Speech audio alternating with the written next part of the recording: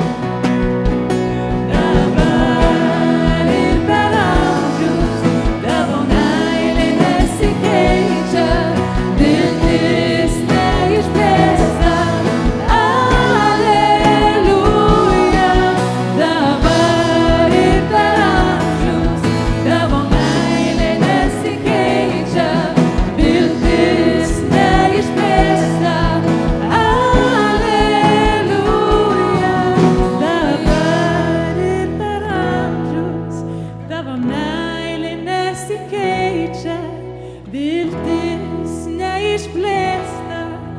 Aleliuja.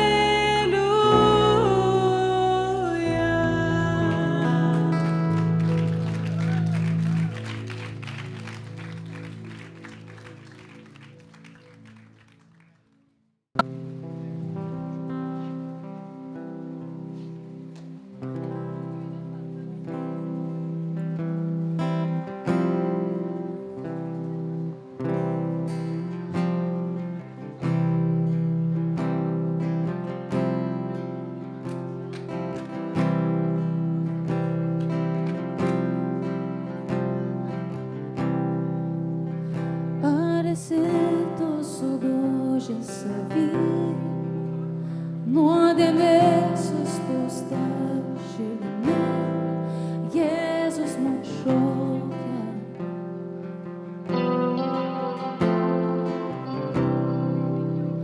Gal išsėmęs likutį jėgų, trokšti gerti amžinų vandenų, Jėzus mus šaukia.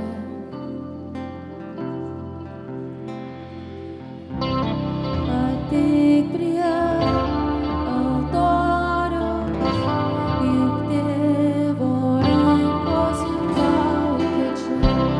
Atleido, nuplovė brangiu sūnaus krauju tave. Ateik prie altoriaus, juk Tėvo rankos laukia čia. Atleido, nuplovė brangiu sūnaus krauju tave. Nuplovė tave.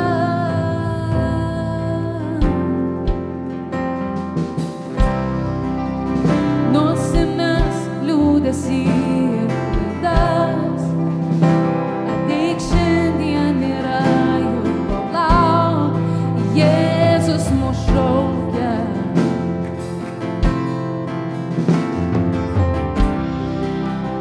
Iškeisk sielvartą tu į svajas, pelenuose gyvybę atras, Jėzus mus šaukia.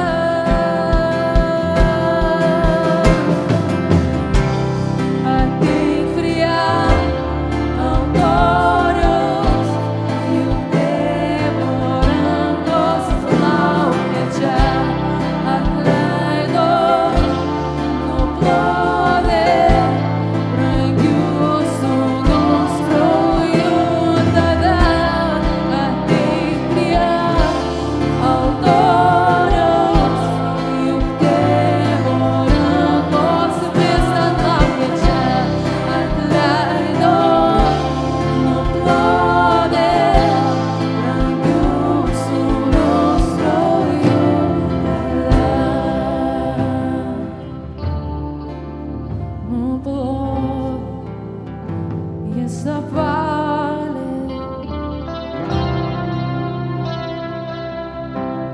nes geras jis.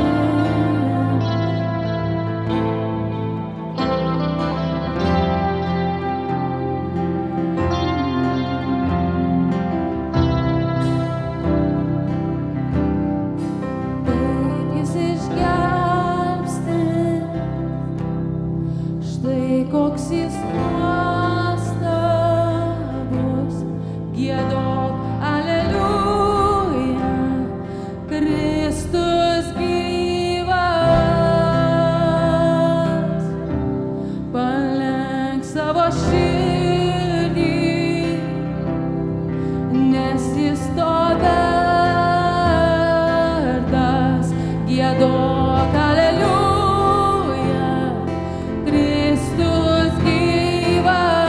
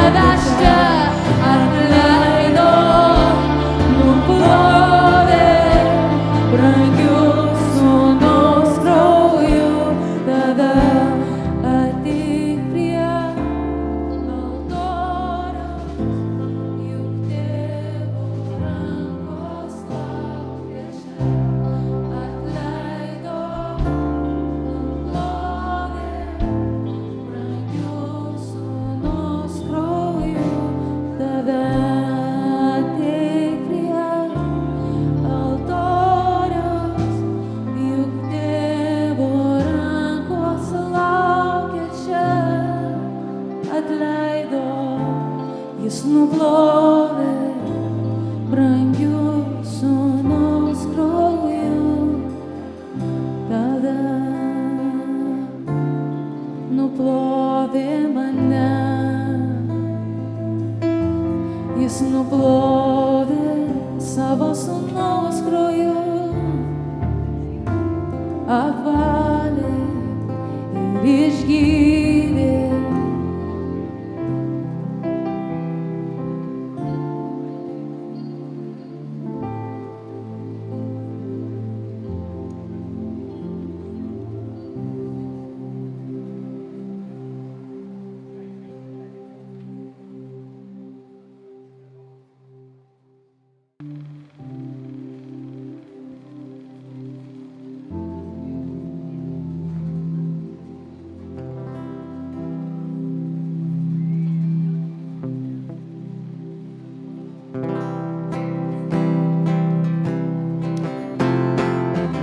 Labai fainai, kad jūs atėjot, ypatingai gera tie, kurie atėjo nuo pradžių ir pasiliko iki galo.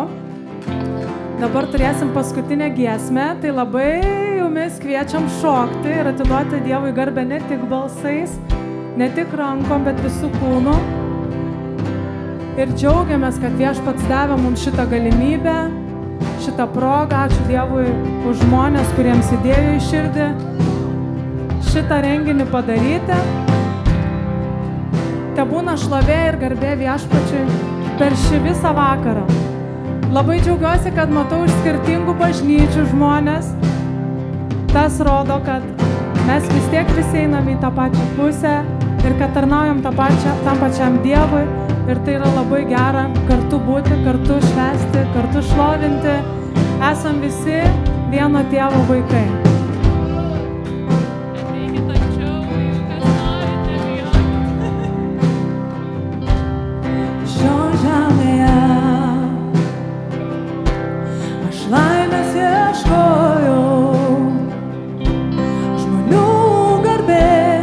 Tuščios prabangos nebuvo gana,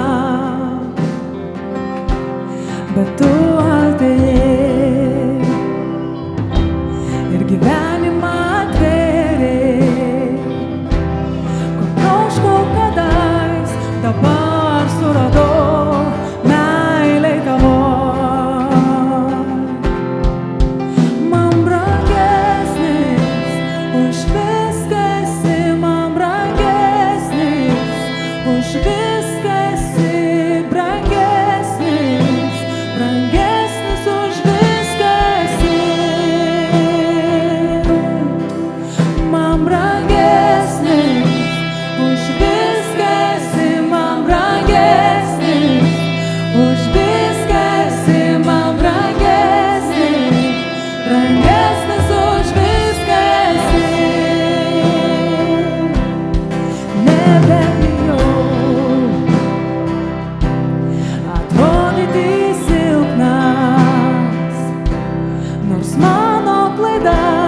matai ir žinai, bet draugų vadini. Jei užkopčiau į kalnus, jeigu pereičiau slėnius, vietos nėra, kur malonė tava nerastų manęs.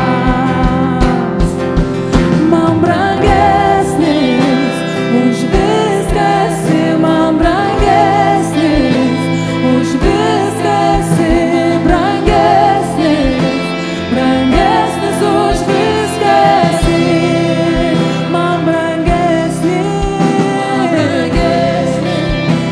už viską esi, man brangesnis už viską esi, man brangesnis, brangesnis už viską esi.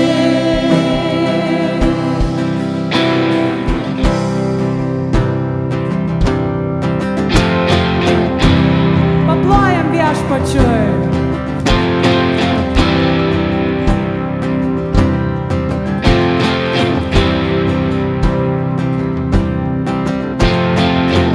Nauda perkeisti šokį,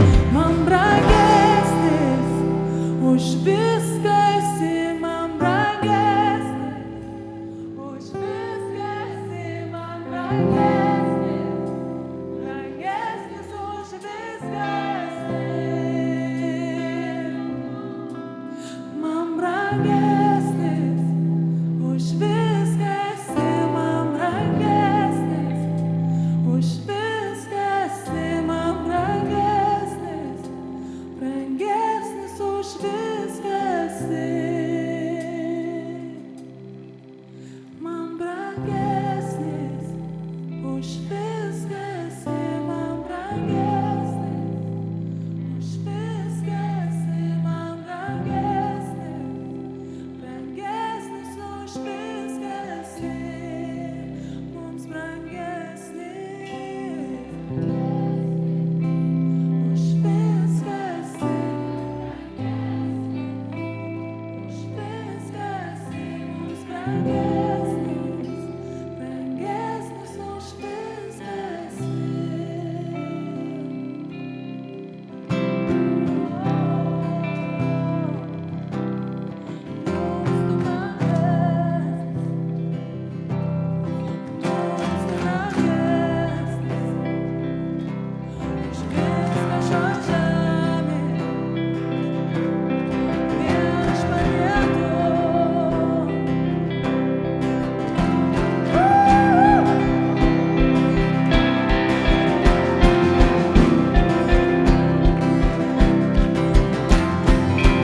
Gal dabar keisti šokiai, melanuos kurti grožį, gėda perkeisti šlovę, tu vienintelis gali. Raudą perkeisti šokiai, melanuos kurti grožį, gėda perkeisti šlovę, tu vienintelis gali. Kapą perkeisti sodą, ir įkvėp kalną dvasią, perskirt jūrą giliausią, tu vienintelis gali, tu vienintelis gali, tu vienintelis gali.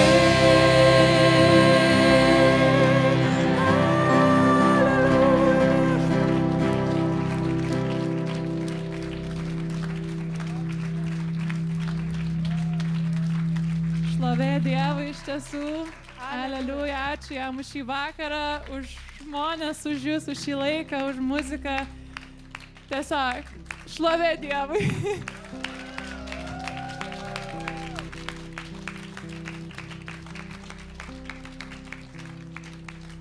Labas rytas, brangi bažnyčia. Šiandieną, kai tu prisijungi ir stebi šitas pamaldas, didelė dalis bendruomenės esame stovykloje, Klaipėdos rajone, Gribžės sodyboje. Ir taip pat turim pamaldas ir po pamaldų turėsime krikštą, tai tikrai didelė šventė. Bet esu dėkingas tau, kad tu jungiasi, kad tu dalyvauji, kad tu nori suprasti Dievo žodį ir tiesiog būti kartu bendruomeniai, kad ir tokiu būdu, nuotoliu, bet tikiu, kad šventoji dvasia mus vis tiek antgamtiniu būdu apjungia. Ir kaip ir dabar lyja šiek tiek, stovyklos metu turbūt irgi bus nemažai lietaus, bet aš galvoju, kad tiek karšta saulė, tiek lietus yra dovana iš Dievo. Kaip augalam viso to reikia, taip ir mums kaip žmonėm iš tikrųjų Dievas dovanoja tą įvairovę, tai pati kūrinija liudija, koks nuostabus Dievas yra. Ir šią savaitę su Klaipėdos komanda mes turėjom tokią diskusiją, žiūrėjom įrašą, tinklalaidę vieną apie tendencijas bažnyčioje ir palėtėm tokius klausimus kaip dirbtinis intelektas, kaip algoritmas, kuris formuoja mus. Ir tikrai, jeigu taip tik tai tas temas eiti be Dievo, tai jos sukelia didelį nerimą ir stresą, bet kartu visi sutarėm, kad Dievo žodis iš tiesų yra gyvybės šaltinis, ten, kur yra viltis, ten, kur yra gyvybė, ten, kur yra padrąsinimas mums. Ir noriu tave ir visus miesto bažnyčioje esančius žmonės pakviesti šią vasarą kartu skaityti Dievo žodį. Mes pavadinom vasarą su evangelistu Luku.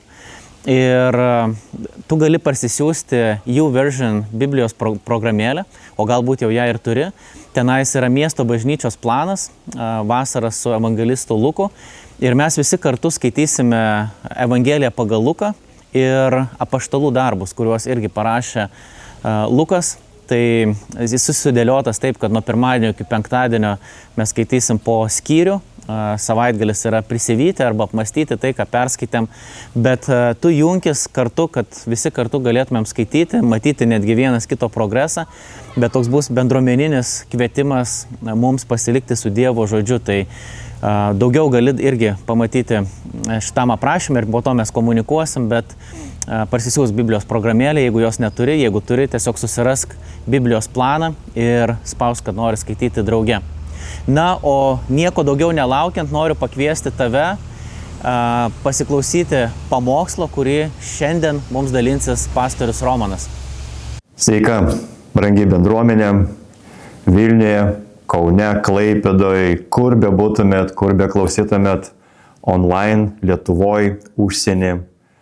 Mes sveikinam jūs ir turbūt žinot, kad mes keliaujam per vasaros pamokslų ciklą.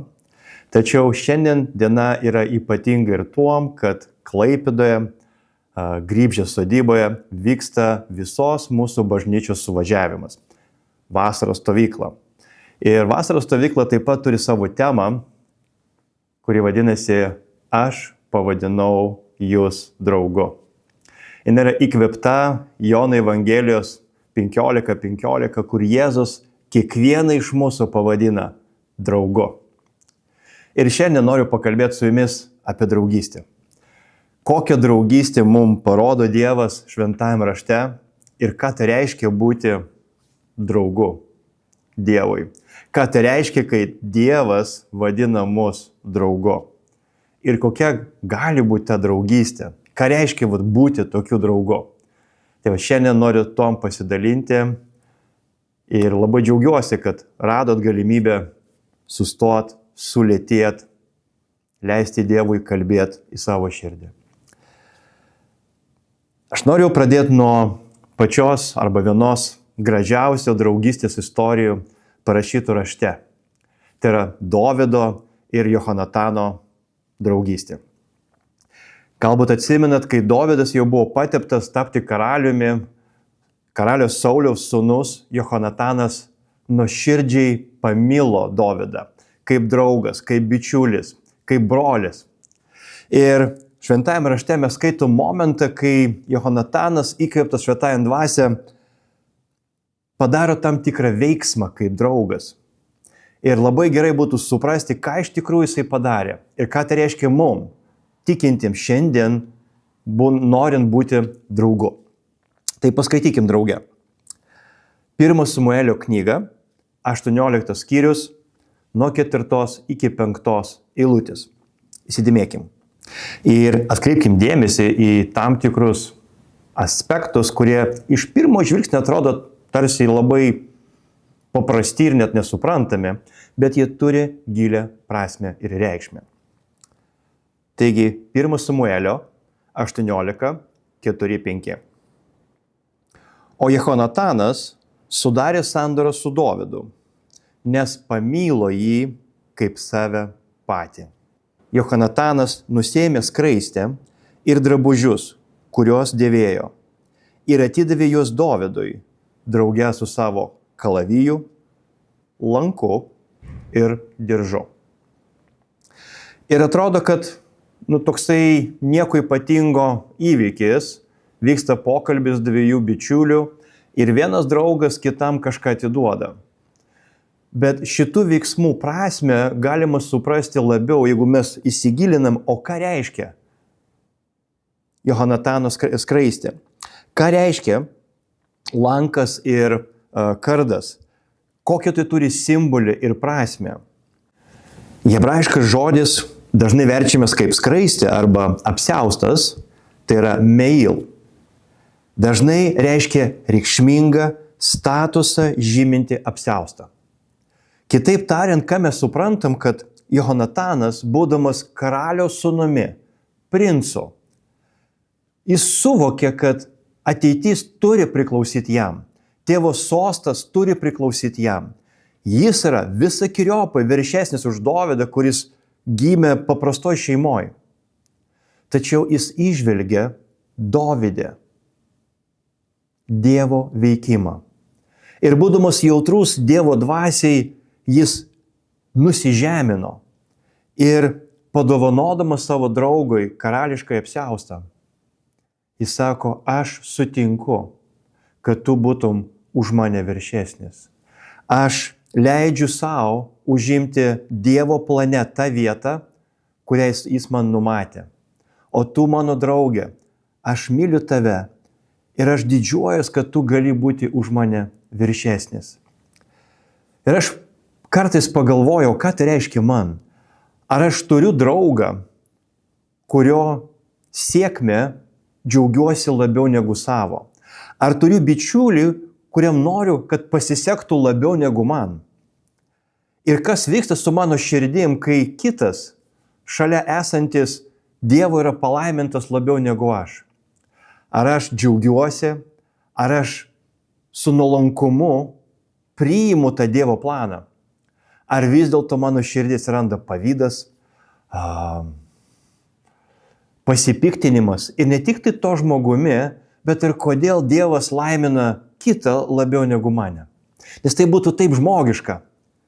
Ir Johonatanas, dovanodamas savo apsiaustą savo draugui, parodo, kad jeigu myli draugą, tu atiduodi geriausią, tu atiduodi brangiausią, tu džiaugiesi jo pasiekimais, jo sėkme, gal net labiau negu savo. Ar tu šiandien savo gyvenime turi tokį žmogų, kuriam tu esi arba norėtum būti tokiu bičiuliu? Nes iš tikrųjų tai ne apie Dovydą, tai apie Johonataną.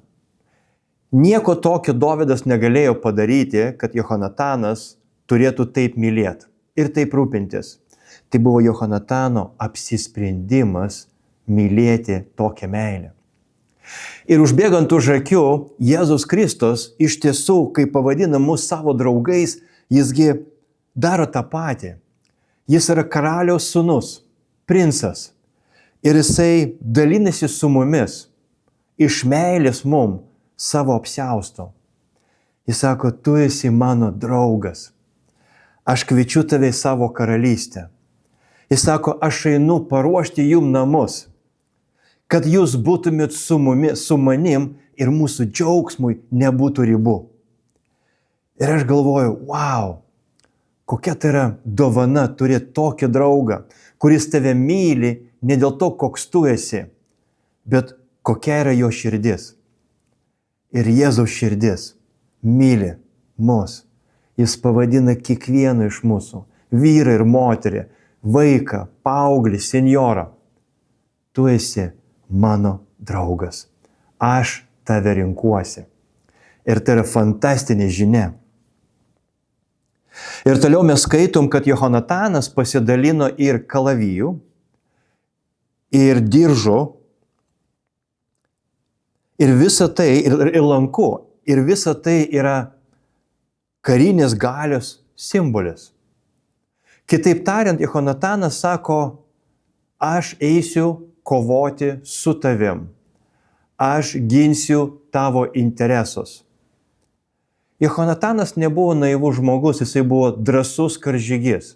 Mes skaitom, kad jisai buvo labai iniciatyvus, išmintingas, drąsus vyras, kuris norėjo daryti geriausią. Ir dalindamasi su Dovydu savo lanku, savo kardu, savo diržu, iš esmės jisai duodavo pažadą. Per ką tu beeitum, aš eisiu su tavim. Kas su tavim atsitiktų, aš būsiu šalia. Kas bus tavo priešas, bus mano priešas. Ir aš galvoju, koks tai yra gražus simbolis, nes Jėzus Kristus, kai pavadino mus savo draugais, iš esmėsgi sako lygiai tą patį. Aš esu už jus, aš esu su tavim, per ką tu beeitum, aš eisiu šalia. Kas bus tavo priešas, bus mano priešas. Nes aš atėjau į šitą žemę pašaukti kiekvieną. Kiekvieną priimti kaip savo draugą. Aš jau pasirinkau jūs. Belieka tik atliepti. Paskaitykim drauge Jėzaus žodžius. Jono Evangelijoje, 15 skyrius, nuo 13 iki 16 eilutės. Jėzus sako, jūs būsite mano draugai, jei darysite, ką aš jums įsakau. Ir 15 eilutė skamba ypatingai. Jau nebevadinu jūsų tarnais, nes tarnas nežino, ką veikia šeimininkas. Jūs aš draugais vadinau, nes jums viską paskelbiau, ką esu iš savo tėvo girdėjęs. Ne jūs mane išrinkote, bet aš jūs išrinkau. Ir paskyriau, kad eitumėte, duotumėte vaisių ir jūsų vaisiai išliktų. Kad ko tik prašytumėte tėvą, karalių, mano vardu, princo Jėzaus, jis visą jums duotų. Jėzus šiandien kviečia tave pasirinkti jį būti tavo draugu. Visatos kūrėjas, Dievo sūnus, princas, taikos princas, kuris atėjo į žemę dėl to, kad myli. Jis atėjo ne tik tai kaip Dievo sūnus, bet tau asmeniškai, tau, Jonai, Marija tau, Rūta tau. Kiekvienam iš mūsų jis pasako, aš noriu, kad tu būtum mano draugu, aš tave jau pasirinkau, pasirink mane. Ir aš, kai dabar kalbu, man net šiurpuliukai bėga per nugarą, aš galvoju, kokia tai yra dovana ir kaip dažnai nevertai nesuvokiu ir priimu tą pakvietimą pernelyg paprastai, tarsi tai visada bus. Tarsi tai yra tiesiog Dievas mane pamilo. Bet kad aš žinau, nėra už ką mane mylėti. Aš nesu geras draugas. Aš pamirštu paskambinti. Aš pamirštu atliepti. O jis visada randa man laiką. Jis visada stovi šalia. Jis sako, štai stoviu prie tavo širdies durų ir laukiu, kol atversi duris ir aš įeisiu ir ką darysiu? Pamokysiu, pabarsiu? Ne. Jis sako, aš valgysiu su tavim. Valgymas būna tarp brangių žmonių, tarp draugų. Prie maisto stalo vyksta gražiausiai gilūs pokalbiai, kur tu gali niekur neskubėti ir pamatyti viens kitą. Ne į telefoną, į akis, į širdies akis. Išgirsti istoriją, per ką tu eini, kaip tu jautiesi, kas su tavim vyksta. Tokio santykio Jėzus nori su kiekvienu. Ir aš suprantu, mes visi užsiėmę, bėgam, daug darbų, daug iššūkių, daug sunkumų. Iš mūsų visi kažko tikisi, mes visiems tarsi turim įtikti. O Jėzus sako, aš esu tavo draugas. Aš stoviu prie tavo širdies durų. Aš tave pasirinkau. Sustok akimirkai. Leisk man būti tavo draugu ir pasirink būti mano draugu. Brangieji, mes turim nuostabų Dievą.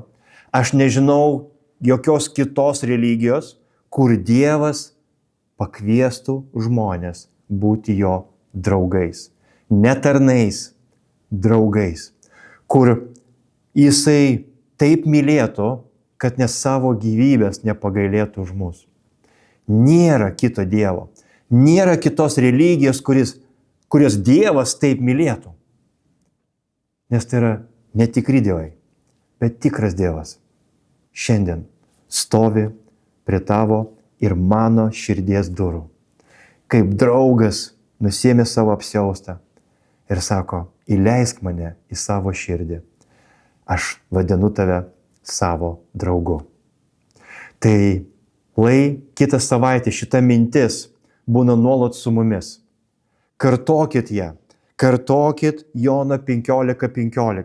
Išrašykit. Parašykit savo telefone, kompiuterio užsklandoj.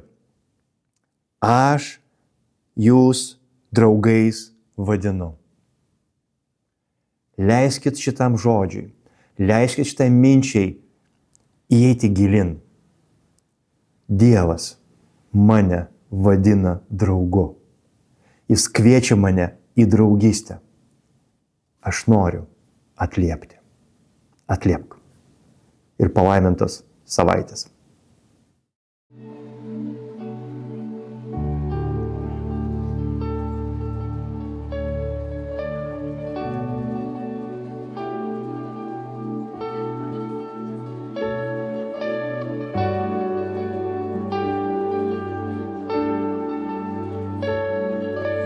Noriu skelbti šventą Jėzaus vardą, te paklus jam protas ir širdis. Kai tu arti mus apsupa ramybė, skelbsiu Jėzų.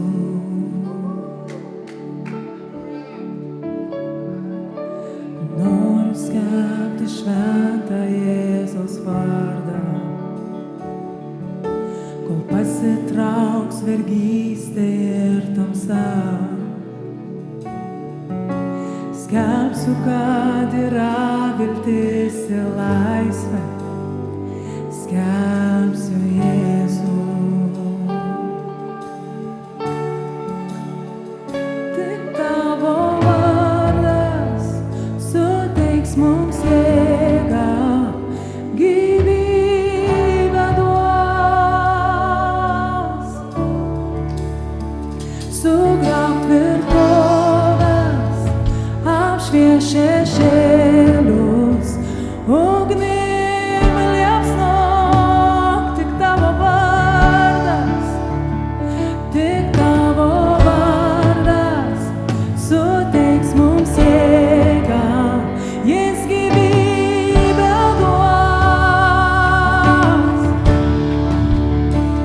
Sugriauk tvirtovės, apšvies šešėlius, ugnim liepsnok.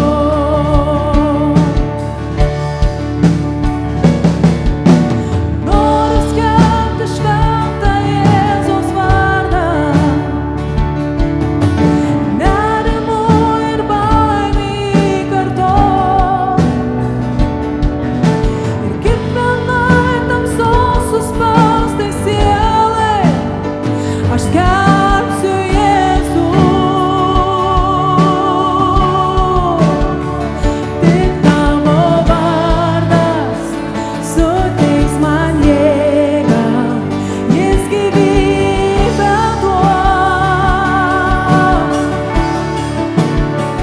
Sugriauk tvirtovės, apšvies šešėlius, ugnim liepsnok. Tik tavo vardas Jėzau, tik tavo vardas suteiks mums jėgą, gyvybę duos.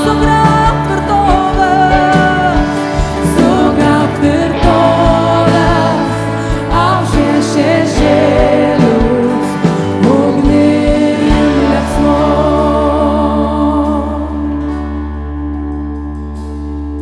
Skelbk Jėzų nuo kalnų, skelbk į gatvėse, skelbk į tamsoje, kai priešas gąsdina tave.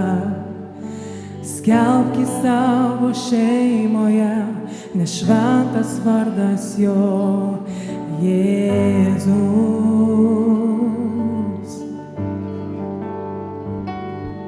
Skelbk Jėzų nuo kalnų, skelbk į gatvėse, skelbk į tamsoje, kai priešas gąsdina tave.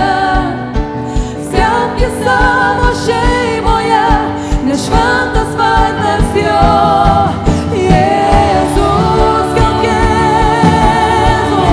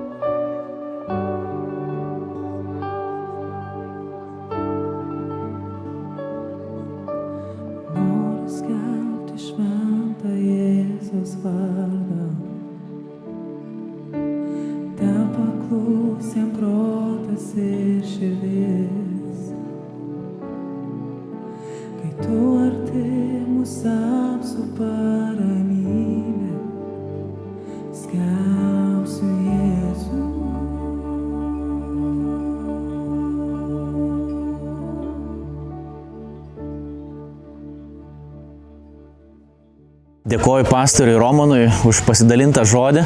Kaip ir minėjau pačioj pradžioje, didžioji dalis bendruomenės ar didelė dalis bendruomenės mes esame šiuo metu stovykloje ir visos stovyklos metu nagrinėjom temą apie draugystę ir pavadinimas yra Aš jūs draugais vadinu, pagal tą žinomą rašto vietą, kur Jėzus savo mokiniams sako, kad jūs jau kad jūs esat mano draugai, nes jūs žinot viską, ką aš jums apreiškiau.